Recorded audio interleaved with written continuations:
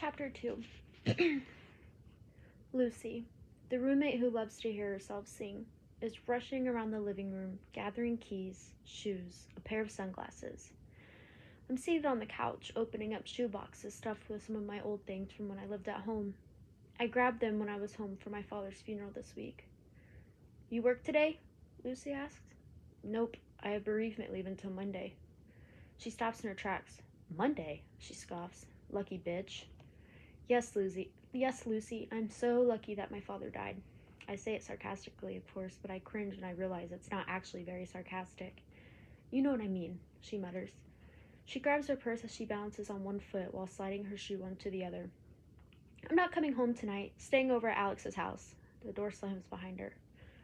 We have a lot in common on the surface, but beyond wearing the same size clothes, being the same age, and both having four-letter names that start with an L and end with a Y, there's not much else there that makes us more than just roommates. I'm okay with that, though. Other than the instant singing, she's pretty tolerable. She's clean, but she's gone alive. Two of the most important qualities in a roommate. I'm pulling the lid off the top of one of the shoe boxes when my cell phone rings. I reach across the couch and grab it. When I see that it's my mother, I press my face into the couch and fake cry into a throw pillow. I bring the phone to my ear. Hello? There's 3 seconds of silence, and then, hello, Lily. I sigh and sit back up on my couch. Hey, Mom. I'm really surprised she's speaking to me. It's only been 1 day since the funeral. That's 364 days sooner than I expected to hear from her. How are you? I ask. She sighs dramatically. Fine, she says. Your aunt and uncle went back to Nebraska this morning. It'll be my first night alone since... You'll be fine, Mom, I say, trying to sound confident. She's quiet for too long, and then she says, Lily, I just want you to know that you shouldn't be embarrassed about what happened yesterday. I pause. I wasn't, not even the slightest bit. Everyone freezes up once in a while. I shouldn't have put that kind of pressure on you, knowing how hard the day was on you already. I should have just had your uncle do it. I close my eyes. Here she goes again, covering up what she doesn't want to see, taking blame that isn't even hers to take. Of course she convinced herself that I froze up yesterday, and that's why I refused to speak. Of course she did. I have half a mind to tell her it wasn't a mistake. I didn't freeze up. I just had nothing great to say about the unremarkable man she chose to be my father. But part of me does feel guilty for what I did, specifically because it's not something I should have done in the presence of my mother. So I just accept what she's doing and go along with it. Thanks, Mom. Sorry I choked. It's fine, Lily. I need to go. I have to run to the insurance office. We have a meeting about your father's policies. Call me tomorrow, okay? I will, I tell her. Love you, Mom. I end the call and toss the phone across the couch. I open the shoebox on my lap and pull out the contents. On the very top is a small wooden hollow heart. I run my fingers over it and remember that night I was given this heart. As soon as the memory begins to sink in, I set it aside. Nostalgia is a funny thing. I move a few old letters and newspaper clippings aside.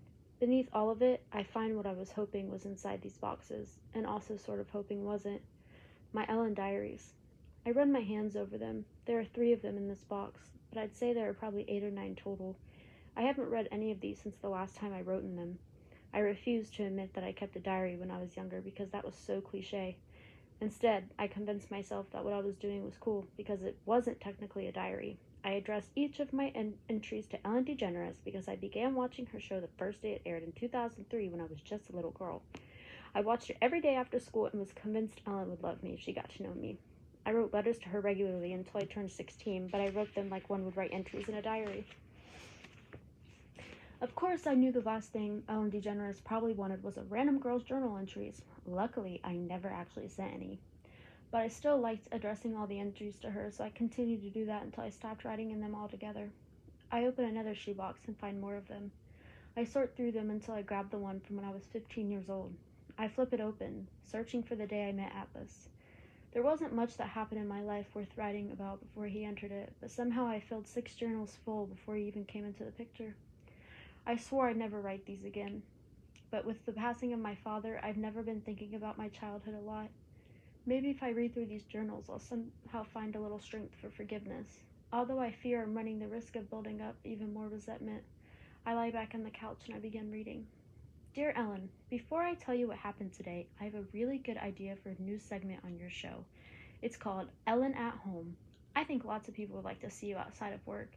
I always wonder what you're like at your home when it's just you and Portia and the cameras aren't around. Maybe the producers can give her a camera and sometimes she can just sneak up on you and film you doing normal things, like watching TV or cooking or gardening. She could film you for a few seconds without you knowing, and then she could scream, "Ellen at home!" and scare you. It's only fair since you love pranks. Okay, now that I told you that, I keep meaning to and have been forgetting, I'll tell you about my day yesterday. It was interesting. Probably my most interesting day to write about yet, if you don't count the day Abigail Ivory slapped Mr. Carson for looking at her cleavage. Remember a while back when I told you about Miss Burleson who lived behind us? She died the night of that big snowstorm. My dad said she owed so much in taxes that her daughter wasn't able to take ownership of the house, which is fine by her, I'm sure, because the house was starting to fall apart anyway. It probably would have been more of a burden than anything. The house has been empty since Miss Burleson died, which has been about 2 years. I know it's been empty because my bedroom window looks out over the backyard, and there hasn't been a single soul that goes in or out of that house since I can remember. Until last night. I was in bed shuffling cards. I know that sounds weird, but it's just something I do. I don't even know how to play cards. But when my parent gets into fights, shuffling cards just calms me down sometimes and gives me something to focus on. Anyway, it was dark outside, so I noticed the light right away. It wasn't bright, but it was coming from that old house. It looked more like a candlelight than anything, so I went to the back porch and found Dad's binoculars. I tried to see what was going on over there, but I couldn't see anything. It was way too dark. Then after a little while, the light went out. This morning when I was getting ready for school, I saw something behind the house. I crouched down at my bedroom window and saw someone sneaking out the back door. It was a guy and he had a backpack. He looked around like he was making sure no one saw him, and then he walked between our house and the neighbor's house and went and stood at the bus stop. I'd never seen him before. It was the first time he rode my bus. He sat in the back and I sat in the middle, so I didn't talk to him. When he got off the bus at school, I saw him walk into the school, so he must go there. I have no idea why he was sleeping in that house. There's probably no electricity or running water. I thought maybe he did it as a dare, but today he got off the bus at the same stop as me. He walked down the street like he was going somewhere, but I ran straight to my room and watched out the window. Sure enough, a few minutes later, I saw him sneaking back inside that empty house. I don't know if I should say something to my mother. I hate to be nosy because it's none of my business. But if that guy doesn't have anywhere to go, I feel like my mother would know how to help him since she works out of school. I don't know. I might wait a couple days before I say something and see if he goes back home. He might just need a break from his parents, same as I wish I could have sometimes. That's all. I'll let you know what happens tomorrow. Lily. Dear Ellen, I fast forward through all your dancing when I watch your show. I used to watch the beginning when you danced through the audience, but I get a little bored with it now and would rather just hear you talk. I hope that doesn't make you mad. Okay, so I found out who the guy is, and yes, he's still going over there. It's been 2 days now, and I still haven't told anyone. His name is Atlas Corrigan, and he's a senior, but that's all I know. I asked Katie who he was when she sat next to me on the bus. She rolled her eyes and told me his name, but then she said, "I don't know anything about him, but he smells." She scrunched up her nose like it grossed her out. I wanted to yell at her and tell her he can't help it, that he doesn't have any running water, but instead I just looked back at him. I might have stared a little too much because he caught me looking at him. When I got home, I went to the backyard to do some gardening. My radishes were ready to be pulled, so I was out there pulling them. The radishes are the only thing left in my garden. It's starting to get cold, so there's not much else I can plant right now. I probably could have waited a few more days to pull them, but I was also outside because I was being nosy. I noticed I was pulling them that there were some were missing. It looked like they had just been dug up. I know I didn't pull them, and my parents never mess with my garden. That's when I thought about Atlas and how it was more than likely him. I hadn't thought about how, if he doesn't have access to a shower, he probably doesn't have food either. I went inside my house and made a couple of sandwiches. I grabbed 2 sodas out of the fridge and a bag of chips. I put them in a lunch bag and I ran it over to the abandoned house and set it on the back porch by the door. I wasn't sure if he saw me, so I knocked real hard and then ran back to my house and went straight to my room. By the time I got to the window to see if he was going to come outside, the bag was already gone. That's when I knew he'd been watching me. I'm kind of nervous now that he knows I know he's staying there. I don't know what I'll say to him if he tries to talk to me tomorrow. Lily. Dear Ellen, I saw your interview with the presidential candidate Barack Obama today. Does that make you nervous, interviewing people who could potentially run the country? I don't know a lot about politics, but I don't think I could be funny under that kind of pressure. Man, so much has happened to both of us. You just interviewed someone who might be our next president, and I'm feeding a homeless boy." This morning when I got to the bus stop, Atlas was already there. It was just the two of us at first, and I'm not gonna lie, it was awkward. I could see the bus coming around the corner, and I was wishing it would drive a little faster. Right when it pulled up, he took a step closer to me, and without looking up, he said, "Thank you." The doors opened on the bus and let me walk on first. I didn't say "you're welcome" because I was kind of shocked by my reaction. His voice gave me chills, Ellen. Has a boy's voice ever done that to you? Oh wait, sorry. Has a girl's voice ever done that to you? He didn't sit by me or anything on the way there, but on the way back from school, he was the last one getting on. There weren't any empty seats, but I could tell by the way he scanned all the people on the bus that he wasn't looking for an empty seat. He was looking for me. When his eyes met mine, I looked down at my lap real quick. I hate that I'm not very confident around guys. Maybe that's something I'll grow into when I finally turn 16. He sat down next to me and dropped his backpack between his legs. That's when I noticed what Katie was talking about.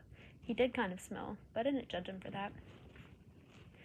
He didn't say anything at first, but he was fidgeting with the hole in his jeans. It wasn't the kind of hole that was there to make jeans look stylish. I could tell it was there because it was a genuine hole due to his pants being old. They actually looked a little too small for him because his ankles were showing, but he was skinny enough that they fit him just fine everywhere else. "Did you tell anyone?" he asked me. I looked at him when he spoke, and he was looking right back at me like he was worried. It was the first time I had actually gotten a good look at him. His hair was dark brown, but I thought maybe if he washed it, it wouldn't be as dark as it looked right then. His eyes were bright, unlike the rest of him. Real blue eyes, like the kind you see on a Siberian husky. I shouldn't compare his eyes to a dog, but that's the first thing I thought when I saw them. I shook my head and looked back at the window. I thought he might get up and find another seat at that point since I said I didn't tell anyone, but he didn't. The bus made a few stops, and the fact that he was still sitting by me gave me a little courage, so I made my voice a whisper. "Why don't you live at home with your parents?" He stared at me for a few seconds, like he was trying to decide if he wanted to trust me or not. Then he said, "'Cause they don't want me to." That's when he got up. I thought I'd made him mad, but then I realized he got up because we were at our stop. I grabbed my stuff and followed him off the bus. He didn't try to hide where he was heading today like he usually does. Normally, he walks down the street and goes around the block so I don't see him cut through my backyard. But today, he started to walk toward my yard with me. When we got there where I would normally turn to go inside, and he would keep walking, we both stopped. He kicked at the dirt with his foot and looked behind me at my house. "What time do your parents get home?" "Around 5, I said. It was 3:45. He nodded and looked like he was about to say something else, but he didn't. He just nodded again and started walking towards that house with no food or electricity or water. Now, Ellen, I know what I did next was stupid, so you don't have to tell me. I called out his name, and when he stopped and turned around, I said, "If you hurry, you can take a shower before they get home." My heart was beating so fast because I knew how much trouble I could get until my parents came home and found a homeless guy in our shower. I'd probably very well die, but I just couldn't watch him walk back to his house without offering him something. He looked down at the ground again, and I felt his embarrassment in my own stomach. He didn't even nod. He just followed me inside my house and never said a word. The whole time he was in the shower, I was panicking. I kept looking out the window and checking for either of my parents' cars, even though I knew it would be a good hour before they got home. I was nervous one of the neighbors might have seen him come inside, but they didn't really know me well enough to think having a visitor would be abnormal. I'd given Atlas a change of clothes and knew he not only needed to be out of the house when my parents got home, but he needed to be far away from our house. I'm sure my father would recognize his own clothes on some random teenager in the neighborhood. In between looking out the window and checking the clock, I was filling up on one of my old backpacks with stuff. Food that didn't need refrigerating, a couple of my father's t-shirts, a pair of jeans that were probably going to be 2 sizes too big for him, and a change of socks. I was zipping up the backpack when he emerged from the hallway. I was right. Even wet, I could tell his hair was lighter than it looked earlier, made his eyes look even bluer. He must have shaved while he was in there because he looked younger than he did before he got in the shower. I swallowed and looked back down at the backpack because I was shocked at how different he looked. I was scared he might see my thoughts written across my face. I looked out the window one more time and handed him his backpack. "You might want to go out the back door so no one sees you." He took the backpack from me and stared at my face for a minute. "What's your name?" he said as he slung the pack over his shoulder. "Lily." He smiled. It was the first time he smiled at me, and I had an awful shallow thought in that moment. I wondered how someone with such a great smile could have such shitty parents. I immediately hated myself for thinking it because of course parents should love their kids no matter how cute or ugly or skinny or fat or smart or stupid they are. But sometimes you can't control where your mind goes. You just have to train it to not go there anymore. He held out his hand and said, I'm Atlas. I know, I said without shaking his hand. I don't know why I didn't shake his hand. It wasn't because I was scared to touch him. I mean, I was scared to touch him, but not because I thought I was better than him. He just made me so nervous. He put his hand out and nodded once, then said, I guess I better go. I stepped aside so he could walk around me. He pointed past the kitchen, silently asking if that was the way to the back door. I nodded and walked behind him as he made his way down the hall. When he reached the back door, I saw him pause for a second when he saw my bedroom. I was suddenly embarrassed that he was seeing my bedroom. No one ever sees my bedroom, so I've never felt the need to give it a more mature look. I still have the same pink bedspread and curtains I've had since I was 12. For the first time ever, I felt like ripping down my poster of Adam Brody. Atlas didn't seem to care how my room was decorated. He looked straight at my window, the one that looks out over the backyard. Then he glanced back at me. Right before he walked out the back door, he said, Thank you for not being disparaging, Lily. And then he was gone. Of course, I've heard the term disparaging before, but it was weird having a teenage guy use it.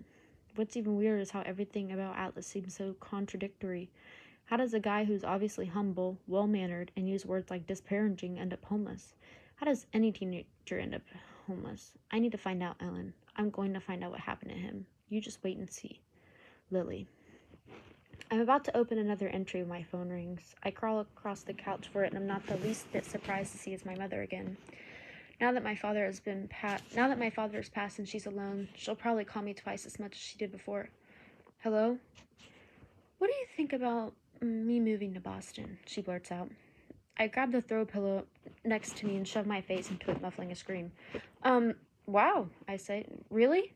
She's quiet, and then, it was just a thought. We can discuss it tomorrow. I'm almost to my meeting. Okay, bye.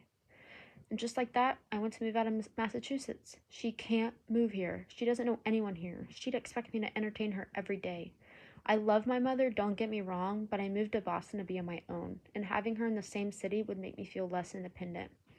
My father was diagnosed with cancer 3 years ago while I was still in college. If Ryle Kincaid were here right now, I'd tell him the naked truth that I was a little bit relieved when my father became too ill to physically hurt my mother. It completely changed the dynamic of the relationship. I no longer felt obligated to stay in Plethora and make sure she was okay. Now that my father is gone and I never have to worry about my mother again, I was looking forward to spreading my wings, so to speak. But now she's moving to Boston. Feels like my wings were just clipped. Where's a marine-grade polymer template? I'm seriously stressing out, and I have no idea what I'd do if my mother moved to Boston. I don't have a garden, or a yard, or a patio, or weeds. I have to find another outlet. I decide to clean. I place all my old shoeboxes full of journals and notes in my bedroom closet. Then I organize my entire closet. My jewelry, my shoes, my clothes. She cannot move to Boston.